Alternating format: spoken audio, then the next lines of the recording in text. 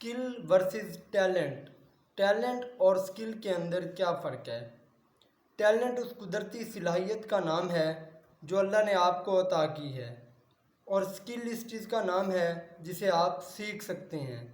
Talent وہ جو قدرت نے عطا کیا، اور اسکل وہ جو آپ دنیا کے اندر آ کے سیکھ سکتے ہیں۔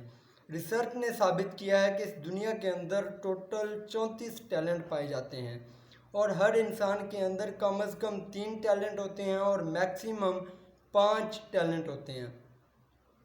اب سکلز اس دنیا کے اندر لامحدود ہیں، آپ جتنی مرضی سکلز چاہیں سیکھ سکتے ہیں، لیکن ٹیلنٹس آپ کے اندر محدود ہیں۔ سکلز کو سیکھا جا سکتا ہے اور ٹیلنٹ کو پالش کیا جا سکتا ہے، اور دنیا کی تاریخ یہ بات ثابت کر چکی ہے کہ اس دنیا کے اندر جتنی ترقی ٹیلنٹ نے کی ہے اتنی ترقی سکلز نے نہیں کی۔ ٹیلنٹ کو یوز کرنے کے لیے، ٹیلنٹ کو پالش کرنے کے لیے سکلز کا ہونا ضروری ہے۔